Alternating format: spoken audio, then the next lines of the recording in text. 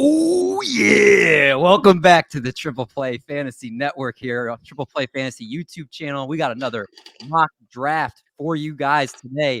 We are talking two early 12-team Superflex Dynasty tight end premium mock draft, and I would rather not be doing it with anybody else besides my buddy here. How you doing, man? I'm doing good, except for that intro. But yeah, everything is good here. I will say this is my favorite format to play in. So I like doing mocks like this. A tight end premium is my favorite format. And I play it pretty much exclusively. Like pretty much all of my leagues, except for maybe two, are tight end premium. Yeah, and we're going to watch kind of how the drafting is a lot different for those that aren't familiar with the tight end premium format. It's not going to go necessarily as your normal redraft dynasty PPR leagues usually go here. So we're going to transition from this beautiful graphic that I made to our draft board where we actually made our picks. And Kevin, it sets up perfectly. You were the first guy to take a tight end here. You took him at the 106. Kyle Pitts. Again, this is being dynasty focused. Obviously, he's the best young up and coming tight end, arguably in the game. Now, I got to ask you, you took him at the 106. Is that as early as you feel comfortable taking a tight end in this format? Yeah, I think so. I think I felt like at that point, especially with the guys that I've been trying to get like a quarterback spots, you'll notice most of my mocks right now, I've been going like, Watson and some other guys that still hold value because I still think he's a QB1. I think Pitts, especially in this format. So for everybody out there that's watching, it's 1.5 per catch. That's the PPR for tight ends. And you get a first down you get a point per first down in this thing for tight ends. So for me, Pitts is going to be that guy. I do think he's going to get the numbers more next year. And you got to remember, he's almost had the best tight end season ever, and he only has one touchdown. So when we're looking at touchdowns and we're looking at what he's been able to do this year, he's going to get more touchdowns next year. And I think that's a misnomer about like, hey, he doesn't have the touchdowns there. So Pitts to me is a smash at the 106 in this format because he's going to be the dynasty tight end one. Presumably for the next 5 years, if we want to really project that good, I think that we can. And I think that the way I built my roster with the 3 guys that I got, or even 4 guys at the beginning, I think that that's how you kind of can build a dynasty roster. And then if you look, really it comes down to the next tight ends that we see. So we see Andrews, Kelsey, Kittle, Hawkinson, and Waller and Goddard go next. And there's a kind of a tier break that we'll talk about. But you're a Chiefs fan. How did you feel? And I want to preface this by saying the guys in this draft are some of the best kind of fantasy people that I know. I really recruited these guys. So when you're looking at like Sam Wallace is amazing. All these guys are great. Nick, we obviously know Jacob, all the undroppable guys in here. Like we know good people in here. So when we look at what we saw at the turn, Kelsey and Kittle, are you okay with taking Kelsey that early? Are you worried about his dynasty outlook? Because I did see someone say that he's not a top 5 dynasty tight end anymore. Well, I will preface this first by saying I like the Mark Andrews at the 11th spot. I think he has moved to the dynasty tight end too. He's 26 years old. So it's actually, he's younger than you think he is. So I do like that there. As far as Kelsey goes, he's 32 years old. I'm not an ageist by any means, but at this point in his career, you've already just kind of seen throughout this season, he seems like he's lost a little bit. Not to the point where he's dropping tremendously, but he's no longer, I think people going into this past off season, we're still having him as the tight end 1. And I think those days are over. And I think at 32, he's going to be 33 right at the beginning of next season. Yeah. This is kind of the point where we're seeing a little bit of a drop off, not quite as quick on his routes.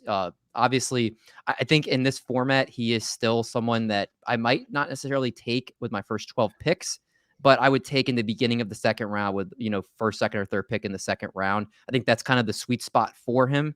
What about you, Kev? What do you think?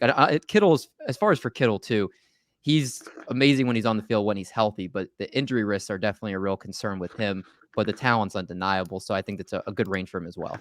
Yeah, I think that was I think it was okay. Like, I think people kind of like, I remember in the chat, they kind of said, oh, Kelsey there. But the way he built his team was a win now roster. So when you're looking at it, you can tell what he's doing. And so basically based on his team, I mean, you got Diggs, Kamara, Rodgers, Carr, Knox.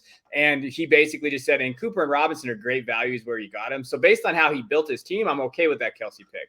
But it's basically on roster construction. So if you take Kelsey, it's a win now. You better, you win now there. And I like Kittle, but like you said, off the field, we haven't seen him with Lance yet. Where is that going to be, especially moving forward? We know that's where it's going to go. But I don't mind that. Is this how the board went? Is this how your dynasty rankings are? Yeah, I mean, top 5. Yeah, I have Pitts, Andrews, Kelsey, Kittle, and Hawkinson in that order. I do have Dallas Goedert over Darren Waller, but we'll get to that in a second. Because there's some other guys that came off of the board there. Whoa, wait! You first of all, you have that, but then you took Waller instead of Goddard. What is this? What is this fake news that you got going on this board right now? Well, I mean, obviously in real life, if this was a mock draft, but in a real life draft, I'm taking Goddard. Right now, I wanted, if you can kind of look how I constructed my team, there's a lot of more pieces I think that are going to be better for me now. Justin Herbert, Darren Waller, Devontae Adams. I know I have Dobbins and I have Dillon there, but then I have like Tyler Lockett, Michael Gallup. So I have guys that I think right now, I think Darren Waller is going to be better over the next maybe year or two. But in Dynasty, I like Goddard a little bit more than Waller. So that's kind of why I took him at this, not like by leaps and bounds, but at this point, I felt more comfortable with Waller with the construction I was trying to build here. I got to ask you though, that next mini tier of Hawkinson, Waller, and Goddard, do you think they went in a good range where they did? Yeah, I think in this format, yeah. I think Goddard's an interesting pick, but with the stack with Hurts, I don't hate it because you've seen what he's been able to do without Hurts on the team. So you have Hurts and Goddard there. I think that's pretty fair, and I think that there is a tier after this.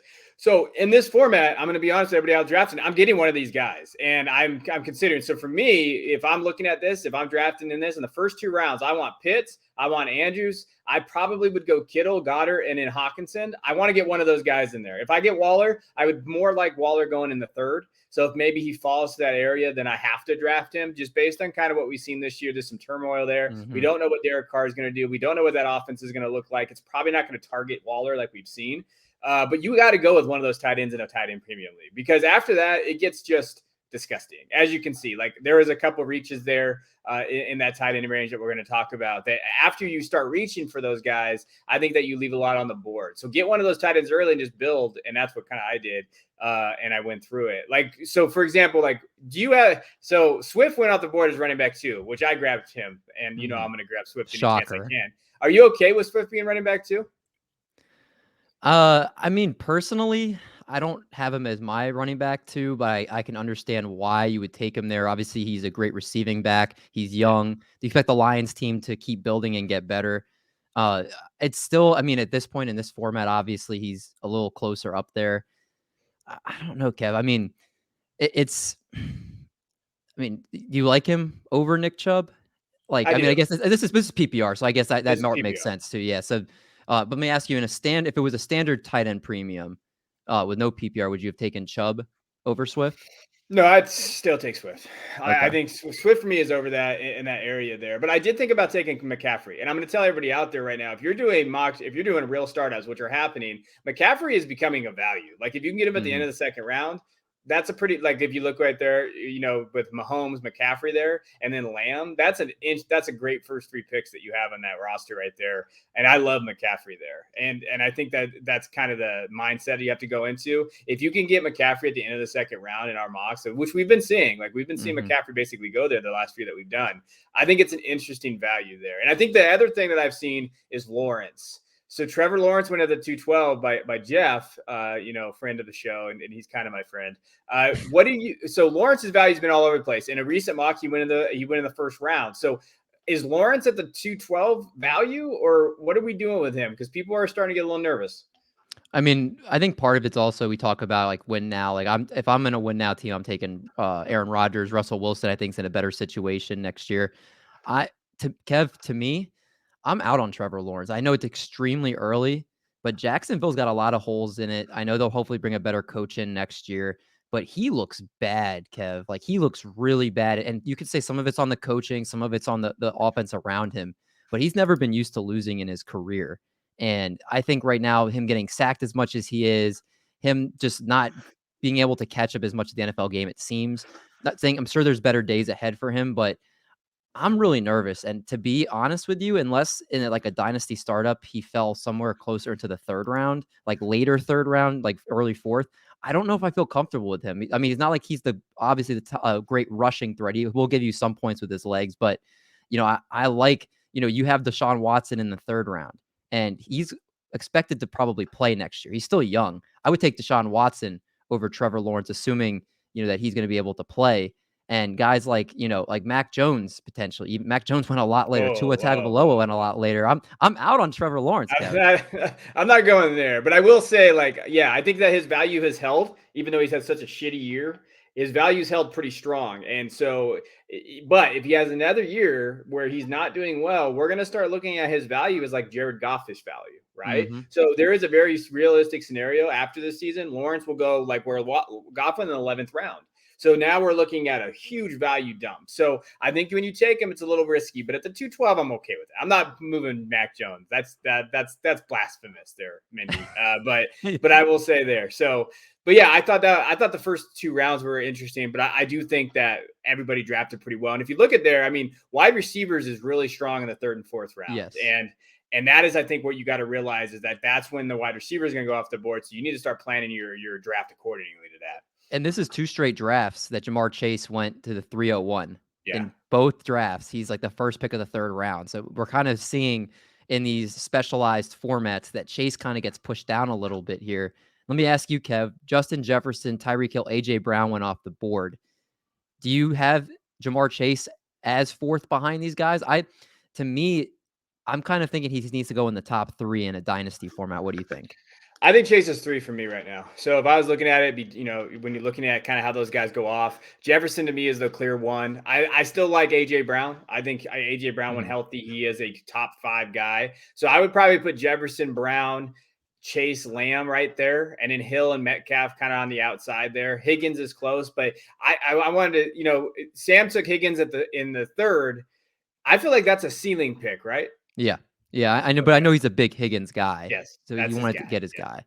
But hey, that next pick is interesting. I want to talk about it. Akers went before Javonte Williams. Are you okay with that? No. I know that right now the Achilles stuff is looking like hopefully it's just we've seen it in the past with not as good running backs as Cam Akers or as young as Cam Akers, but Javonte Williams is a special talent, and he doesn't have that type of injury that affecting him going into next year.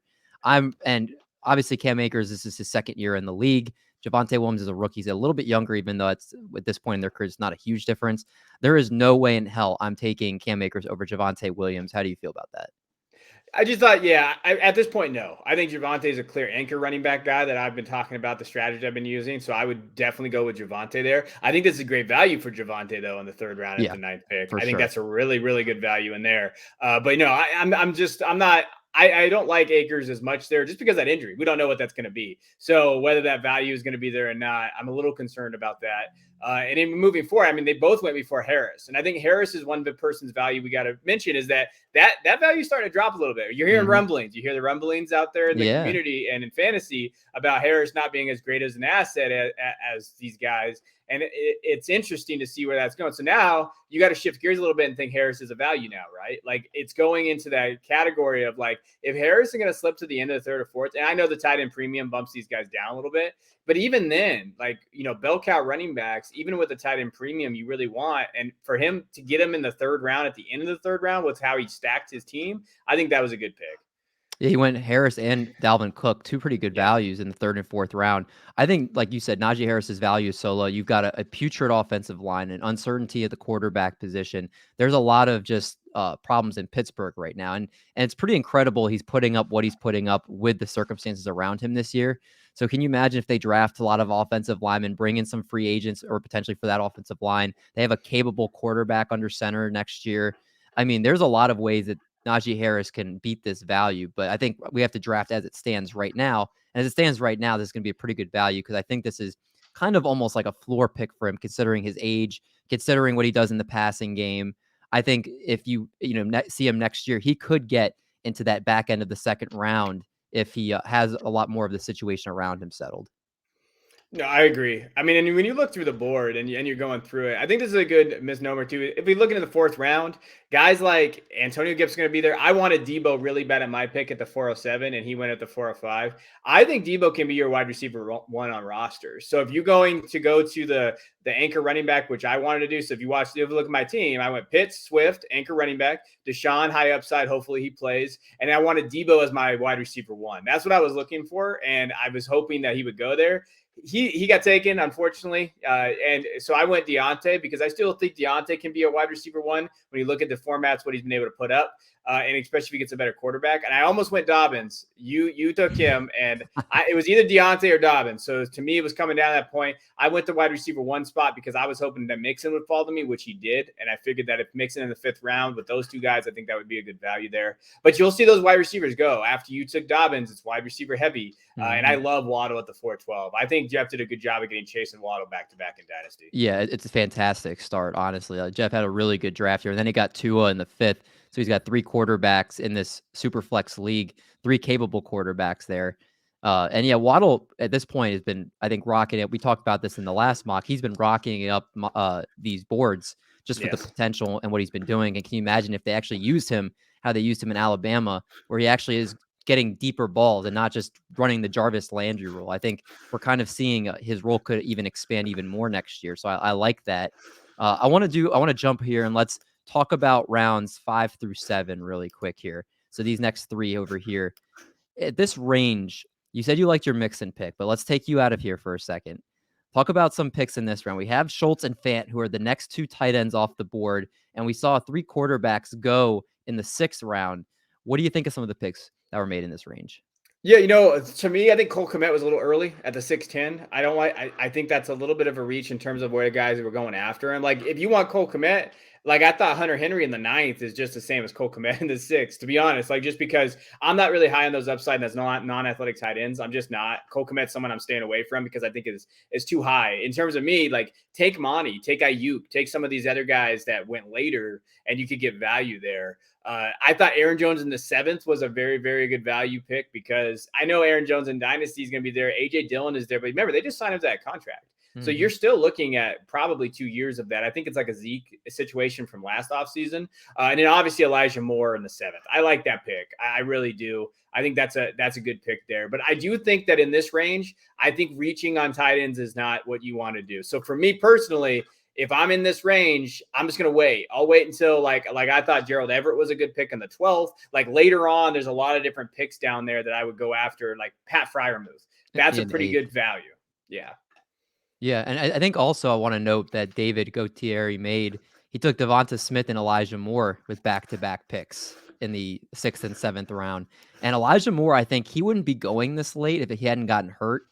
I think for just that fact that he was the wide receiver 2 for like a 3 or 4 week stretch before he got hurt. Like not a wide receiver 2, the wide receiver 2.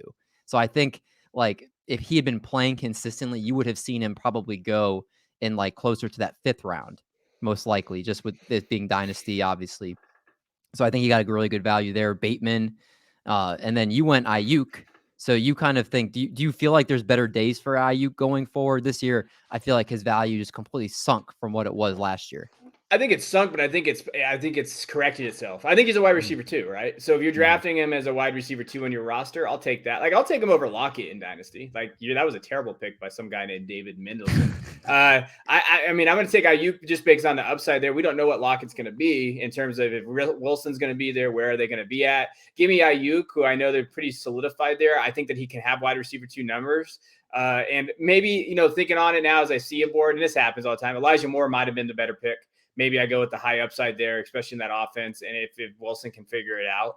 But I don't mind Ayuk there. I will say I don't want to jump ahead because you're the boss, but if you look at round 10, if everybody looks at round 10 and kind of goes through that area, at the start of round 10, you got, or basically, close to the start of round, you have Allen Robinson, Woods, Cooks, Juju, Renfro, Williams, Boyd, Chark, and Jefferson. And I want to call that like I don't know what to draft. I need a wide receiver, and I'm going to base and hope that this guy does it. Like, I feel like that's I don't know what the hell. Let me pick really this guy and see what it is, right? Because I love Boyd, but he's going to have limited upside based on that offense this season. And I know it's great, but they don't pass a ton. And then you have Higgins and you're going to have Chase there. Then you're looking at Mike Williams. We don't know where he's going to be. Renfro, we don't know what his role is going to be. Juju, God, I don't know. Like, right? So I feel like that is an interesting kind of area of like, the picks there. Who would you say you feel the most comfortable with in that area? Your pick, Van Jefferson, or would you have taken someone else if he would have fell to you?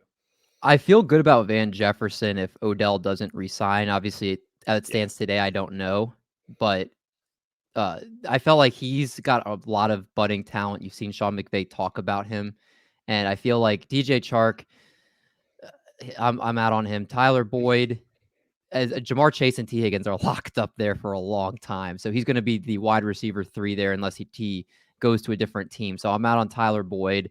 Mike Williams, I mean, I was being like, wow, I was super wrong on him, but it corrected itself. So now he's the normal Mike Williams. Hunter Renfrow has been good, but again, there's been no Darren Waller there. They don't have a real alpha number 1 wide receiver. So if they bring that in, maybe he goes back to more of just like the role player, and this is kind of his career year.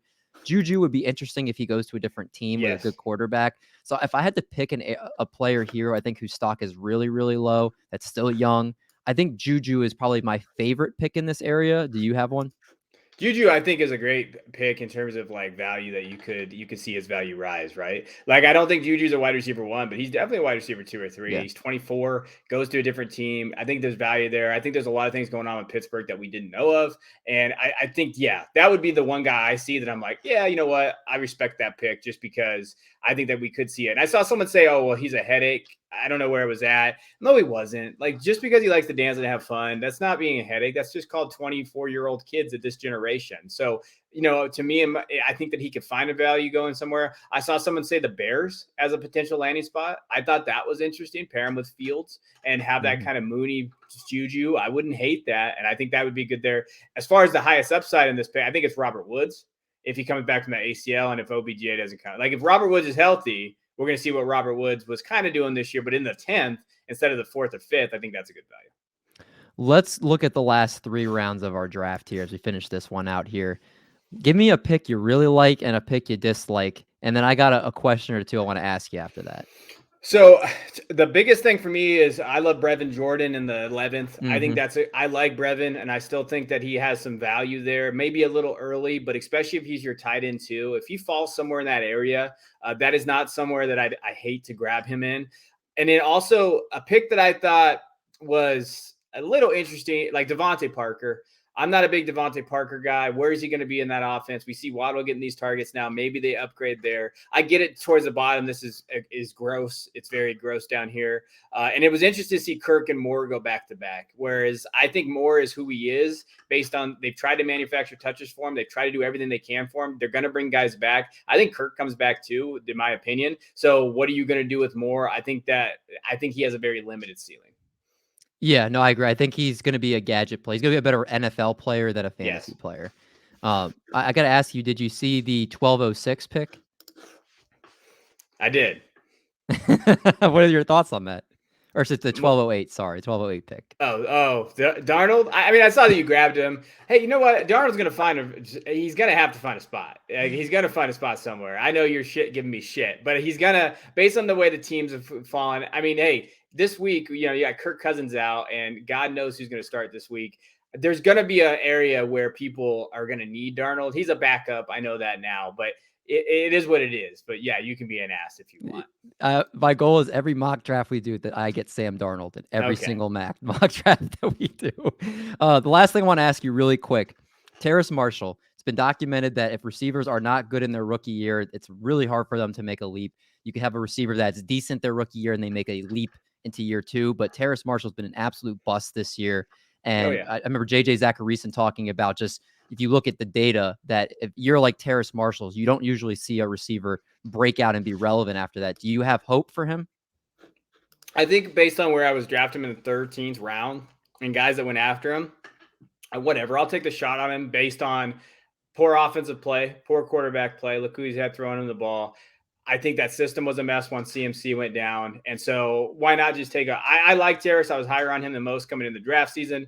And obviously, that hasn't panned out. But I do think at this point, you're doing dart throws. And some dart throws I don't mind going after is like Marshall and those other areas. And, Ertz is another tight end I wanted to talk about real quick. He's an interesting guy. He's going to be in the Arizona offense next year. If you're in a tight end premium league and he's your second tight end, I think that's a good pick there too. Rashad Penny is an interesting guy. He went in the 12th too. Those are the type of guys that you're looking for at volume. Running backs are difficult to draft in early mocks because there's so much change that can go around and volume can change so quickly. So I think you got to be very quick. Be careful if you're drafting early in draft season with the running backs. 100% agree. And as the best part about it is, as we get more acclimated to the player pool and we kind of adjust how we draft, you guys can keep following along with us every single Monday. And no matter what the format is, we're going to be covering it here. And you can figure out how to attack your drafts even better come the 2022 fantasy draft season. Again, stick with us all off season because these are coming out every single Monday. And if you guys have a specific type of format that you want to see us draft, please make sure you leave a comment below. And we promise you we'll make sure we cover that format along with any other questions you have. Kevin, anything you want to say before we get out of here? No, just, hey, keep looking at the channel. We're going to be doing mock drafts, as we go every Monday. And the next mock draft will be a 3rd round reversal, which is getting a lot of club out there. Is that's what you should be drafting in terms of keeping things fair. So I wanted to do a 3rd round reversal. So if you're interested, take that. And hey, if you want to jump in one of these, send us a DM. And we're taking fans to jump into the mocks. We want everybody's opinions included. And so we appreciate when you guys jump in, and so we can talk about it. But hey, subscribe to the channel. We really appreciate it. For sure. Everything Kevin said. And if you want to see something on Kevin's chalkboard over there, make sure you send a suggestion you'd like to see there. But until next time, that's Kevin. I'm David. See you guys in the next one.